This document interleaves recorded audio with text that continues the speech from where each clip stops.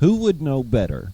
A man who's lived there and still lives there and is the leader of that nation, or a man who sits back in the White House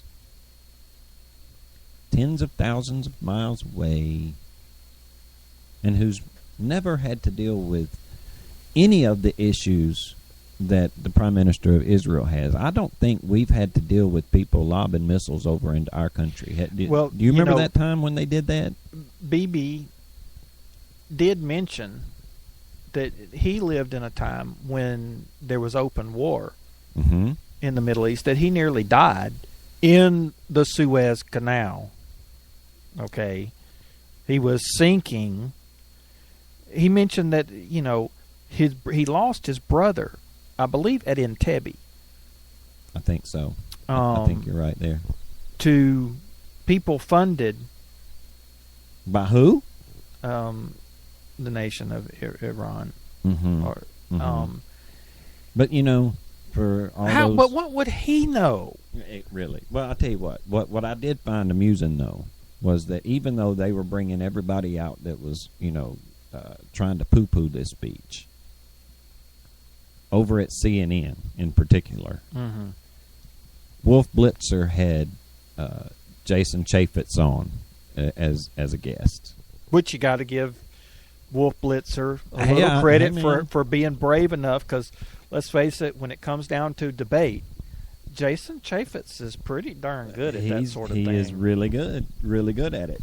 And, of course, Wolf is in the poo-poo camp. Of course, this is an affront that an affront to the United States, and this was so disrespectful. Him just coming over here all willy nilly, and John Boehner not clearing it with the president first. It just check this out. This is cool.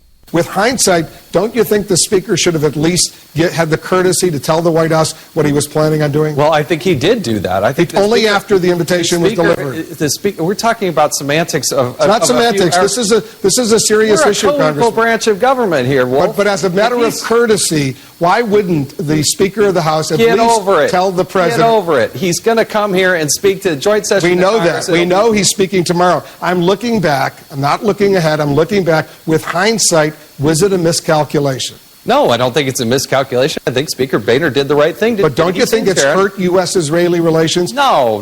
What you're going to see. When 30 Democrats decide to boycott the visit of the Prime Minister to the U.S. Congress, doesn't that hurt the U.S.-Israeli relationship? There's 535 members between the House and the Senate. And so, you have a couple that are not going to show up, which I think is a broad mistake in the context. Remember, it was just our embassy in Yemen that we had to flee because the Houthis were coming to take over, supported by Iran. Iran has not been a friendly player. You saw the video out there in the Arabian Sea where they're blowing up a would-be Gulf carrier there for us. This is not a regime that we can continue to appease and give them what they want more than anything else, which is time. And President Obama has given the Iranians time, and that's what I worry about. That's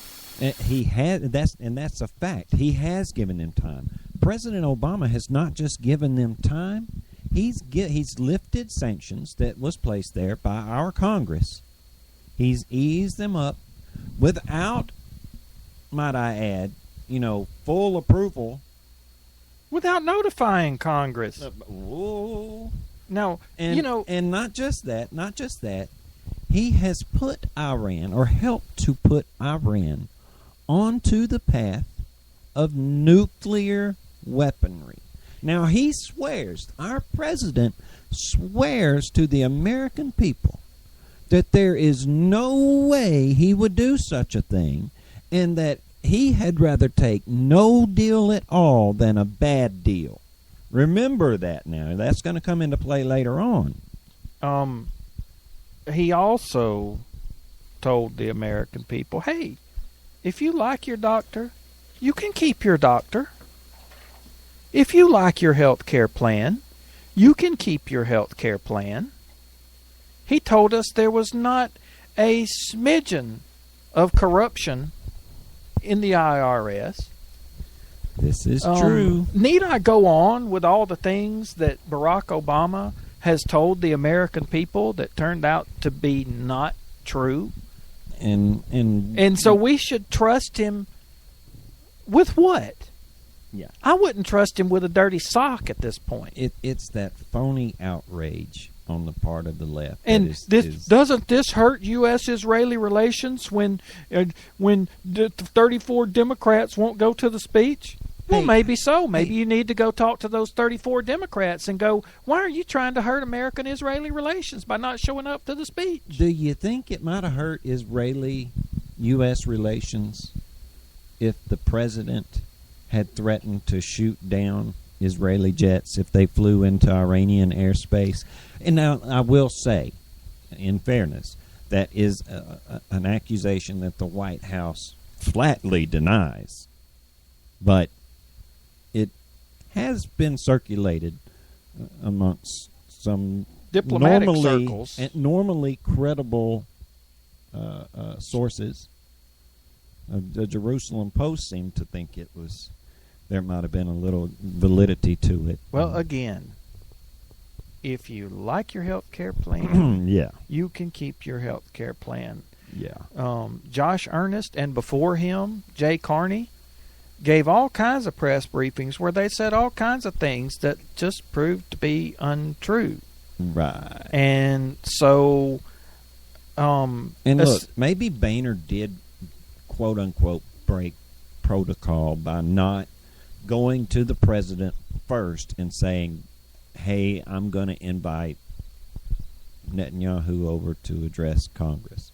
I mean, look... Is that as bad, though, as when Speaker Pelosi called for a vote on the Obamacare bill without giving people time to read all 9,000 pages of it? Exactly.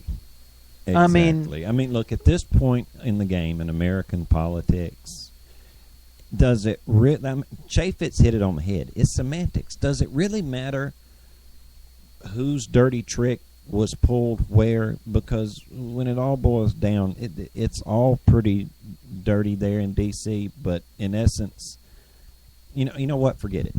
I've got a better idea.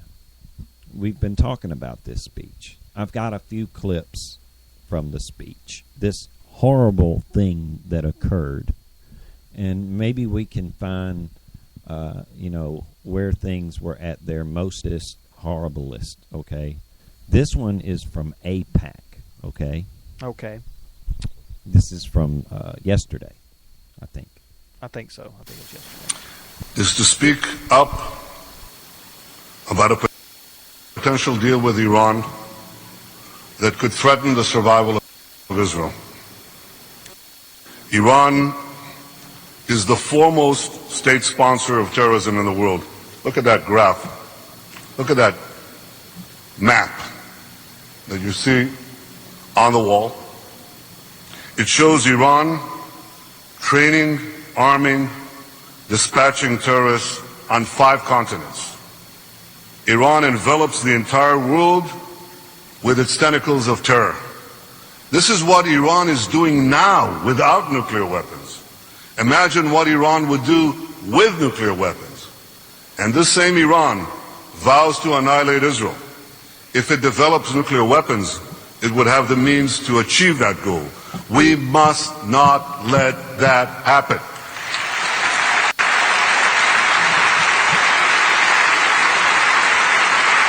Oh, that's just horrible. It's just horrible.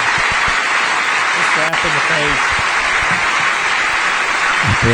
And as Prime Minister of Israel, I have a moral obligation to speak up in the face of these dangers while there's still time to avert them. For 2,000 years, my people, the Jewish people, were stateless, defenseless, voiceless. We were utterly powerless against our enemies who swore to destroy us. We suffered relentless persecution and horrific attacks.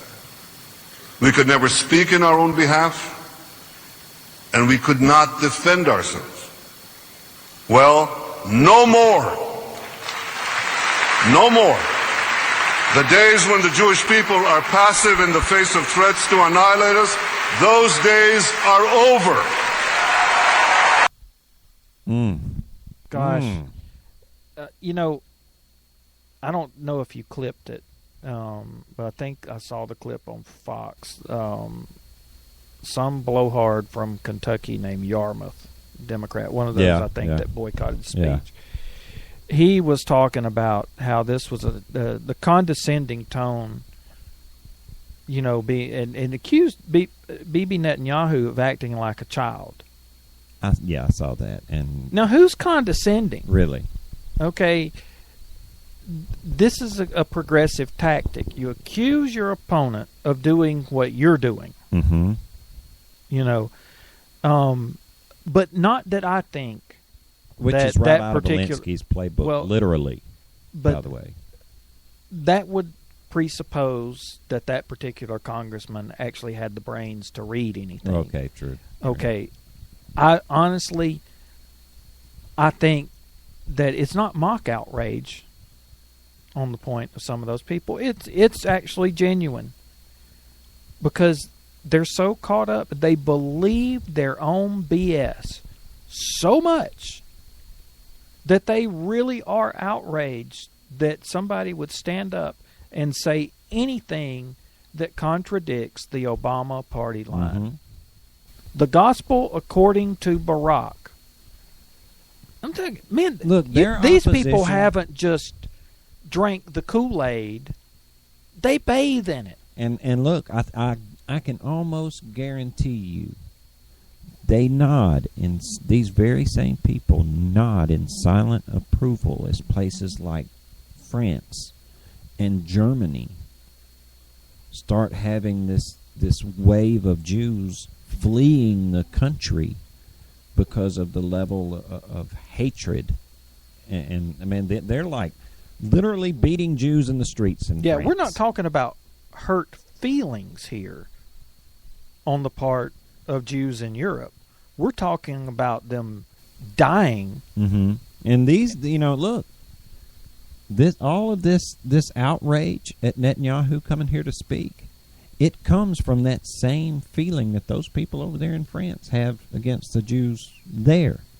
It is a hatred, because in these people's mind, the nation of Israel is committing apartheid against those poor Palestinians.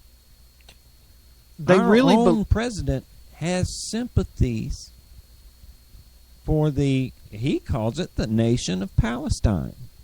But there is no nation of Palestine.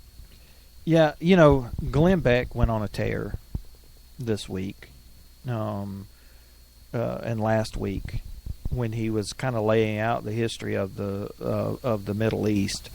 Something you and I have discussed before about, if you want to know who actually to pin the blame on for the way the country lines are drawn on the political maps of the Middle East, you have to go to Britain and France to do that. Yeah, we didn't do that. No, we didn't. And Israel didn't do it either. Nope.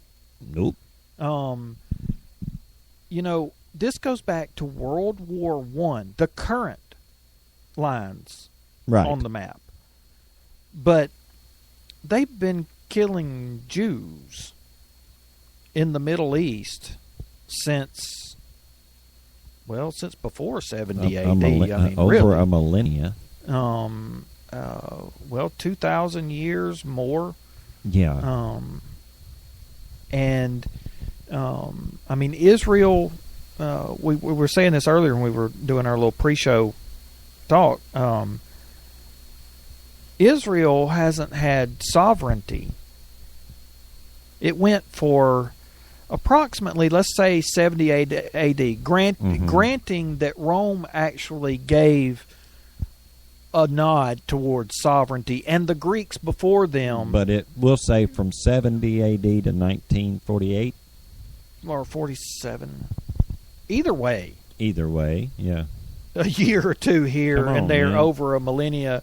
I mean, they finally get a nation state and sovereignty, and people like that Democrat congressman and Nancy Pelosi and John Kerry and President Obama are perfectly willing to tell them, no, we will tell you where your borders are.